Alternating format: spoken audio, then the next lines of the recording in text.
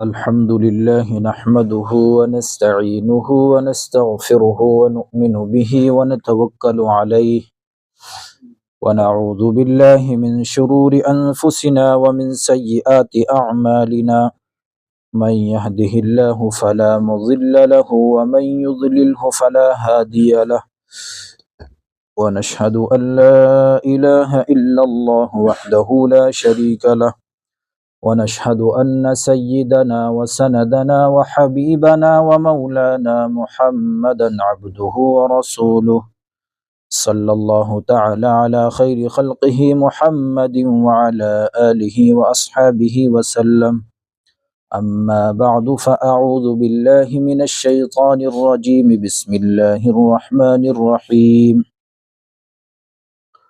الحمد لله رب العالمين الرحمن الرحيم مالك يوم الدين إياك نعبد وإياك نستعين اهدنا الصراط المستقيم صدق الله العظيم۔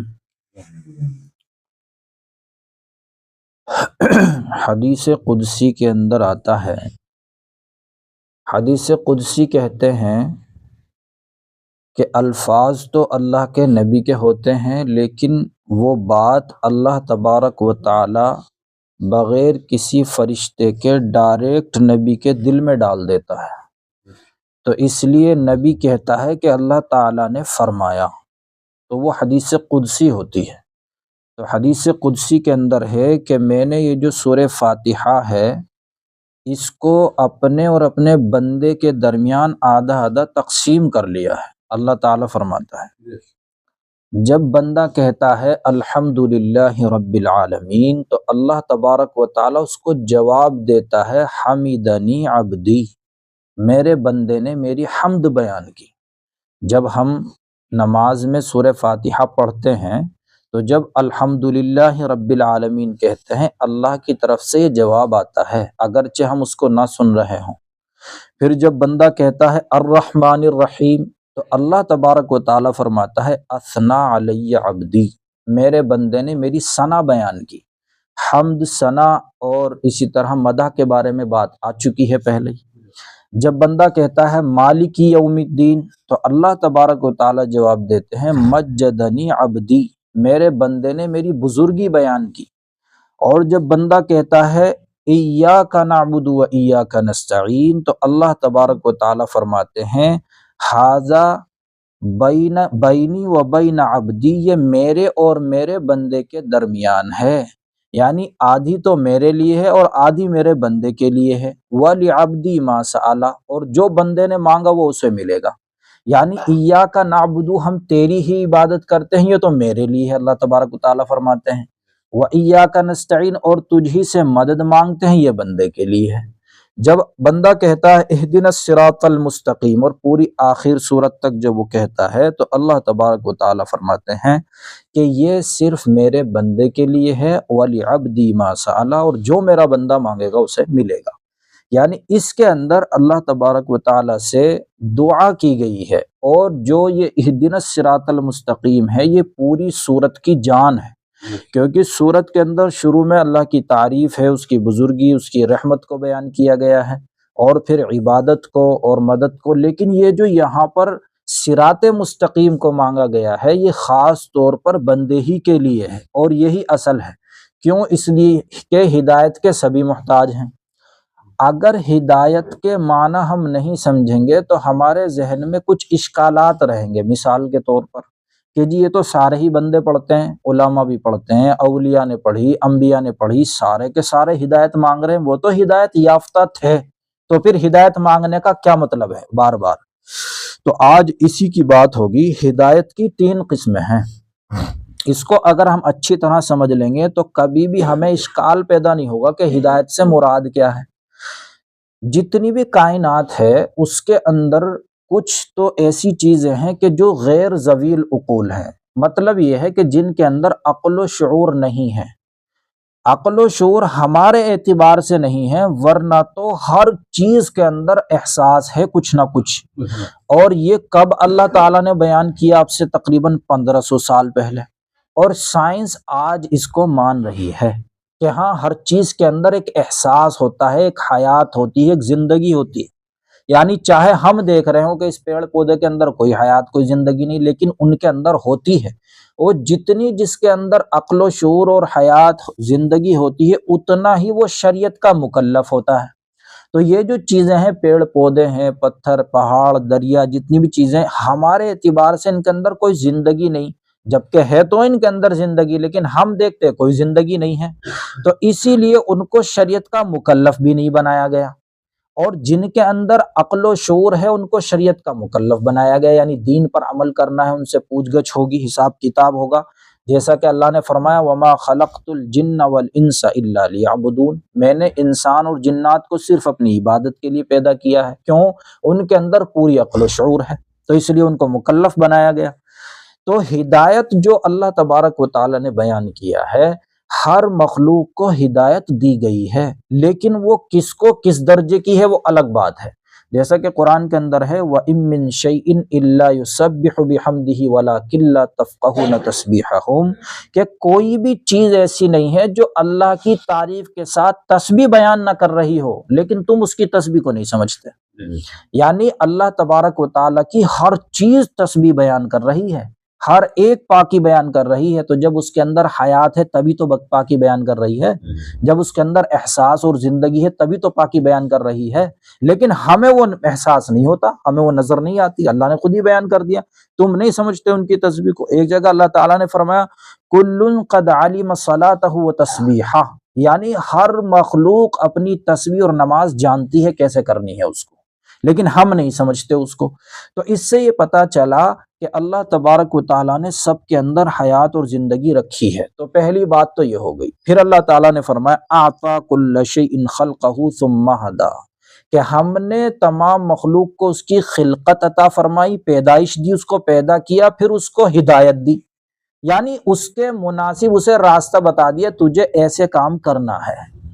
تو ہر مخلوق اور کائنات میں جتنی بھی چیزیں ہیں سب کو ہدایت دی گئی ہے.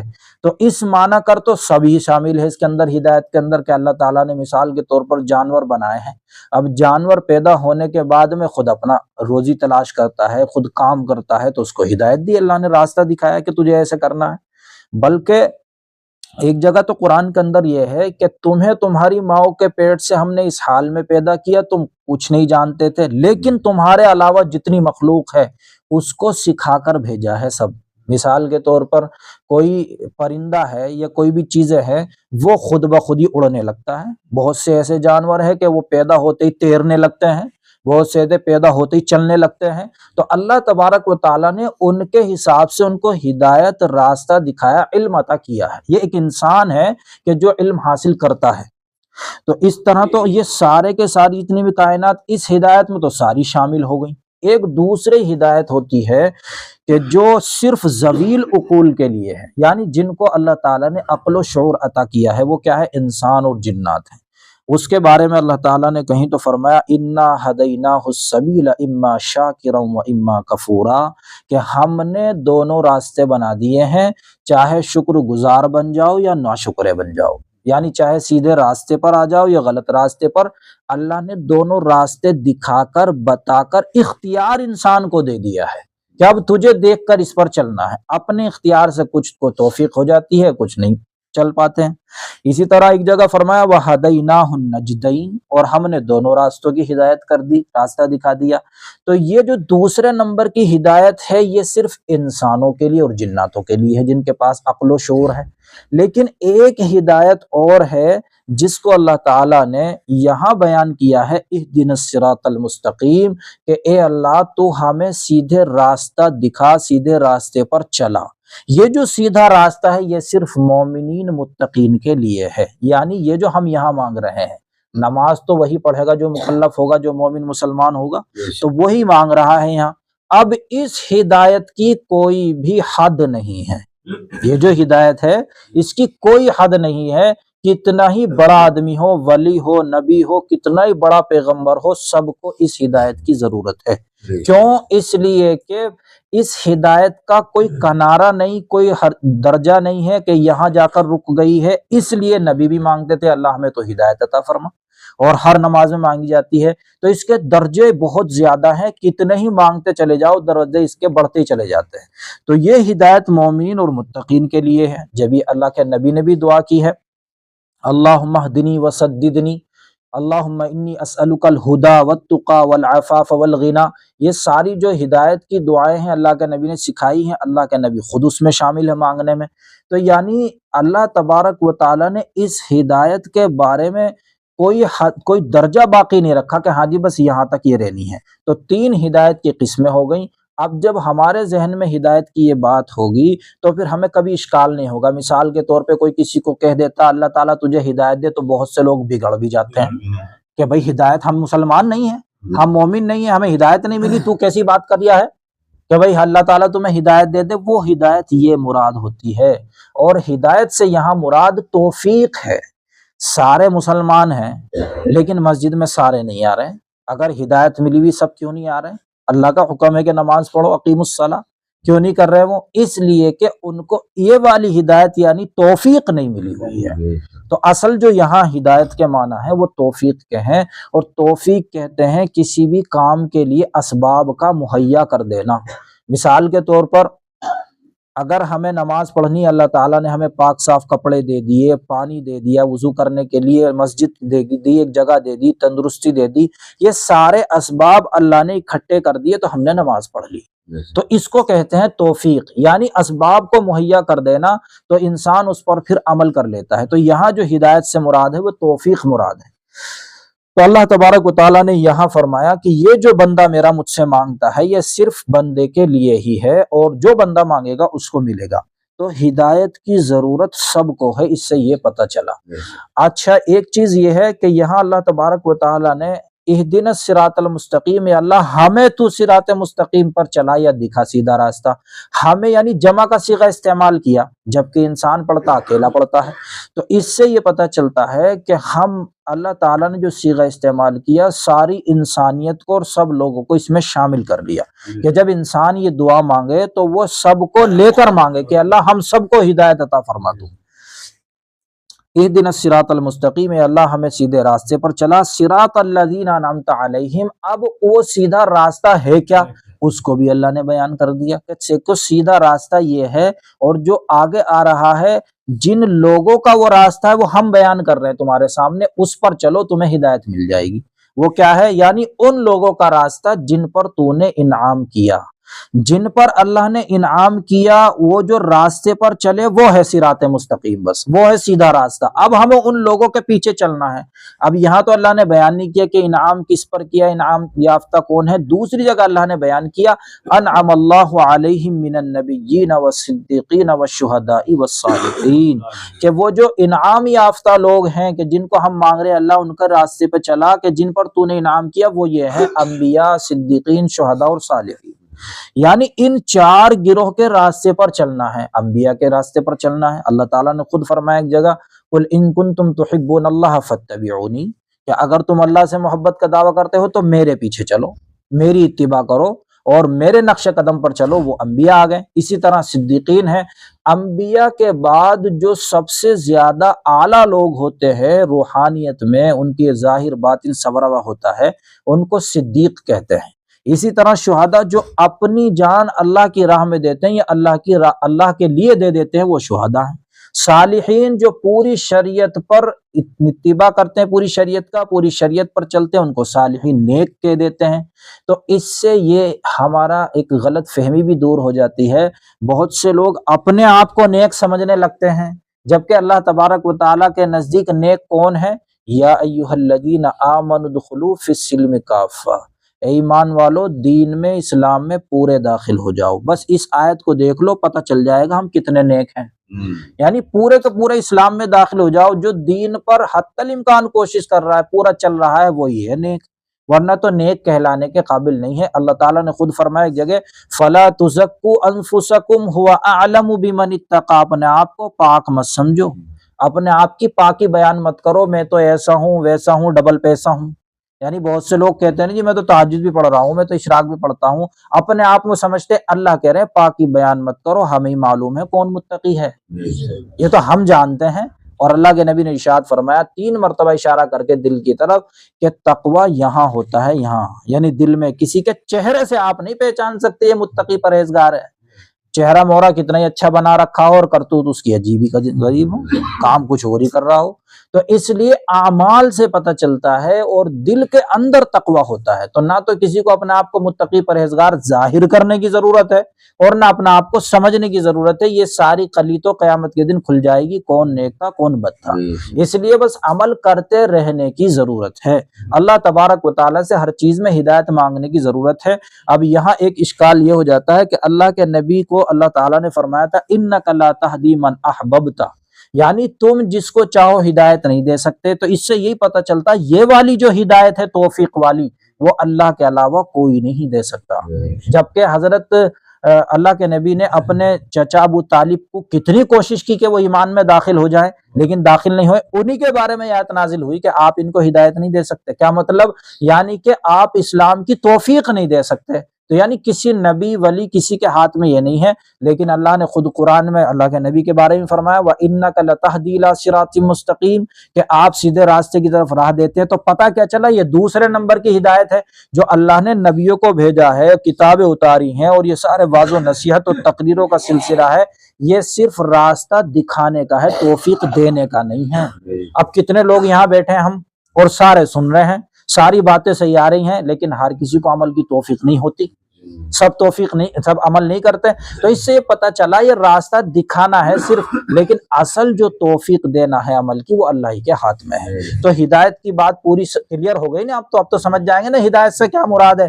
تو جہاں کہیں بھی کوئی ہدایت کی بات آئے گی تو کہیں تو توفیق مراد ہوگی اور کہیں راستہ دکھانا مقصود ہوگا، جیسا اللہ تعالیٰ نے قرآن اتار دیا، نبی اتار دیے، بلکہ 1,24,000 انبیاء علیہ السلام کو بھیجا انسان کو سمجھانے کے لیے۔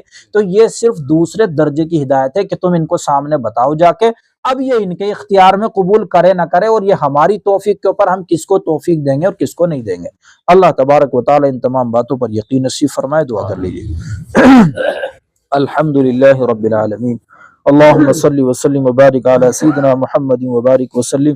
ربنا اتنا فی الدنیا حسنہ وفی الآخرۃ حسنۃ وقنا عذاب النار۔ یا اللہ ہم سب ہدایت کے طلبگار ہیں، ضرورت مند ہیں، یا اللہ ہم سب کو تو ہدایت عطا فرما۔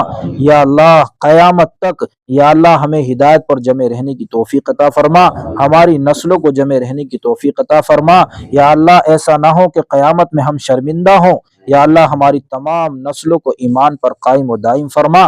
یا اللہ جب تک ہمیں دنیا میں باقی رکھ، ایمان کے اوپر باقی رکھ۔ یا اللہ جب دنیا سے جانے کا وقت ہو تو ایمان پر خاتمہ فرما۔ یا اللہ ان تمام باتوں پر کامل یقین نصیب فرما۔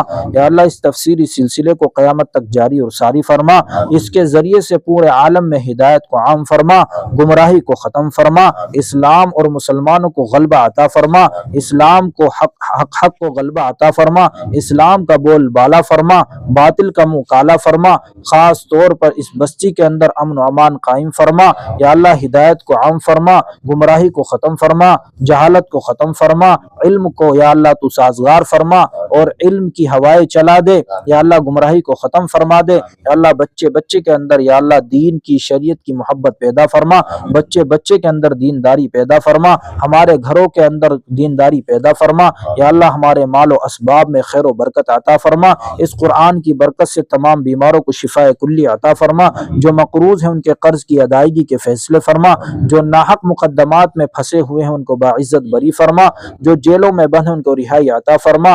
دین کی، اسلام اور شریعت کی، مسلمانوں کی یا اللہ جس طرح سے بھی جو دین کی خدمت کر رہے ہیں سب کی مدد اور نصرت فرما۔ یا اللہ سب کی جد و جہد میں ہمارا حصہ نصیب فرما، ہماری دعاؤں میں ان کا حصہ نصیب فرما۔ محض اپنے فضل و کرم سے ہماری مختصر سی دعاؤں کو جناب محمد رسول اللہ صلی اللہ علیہ وسلم کے صدقے وسیلہ طفیل محبت میں قبول فرما۔ سبحان ربک رب العزت عما یصفون وسلام علی المرسلین والحمد للہ رب العالمین۔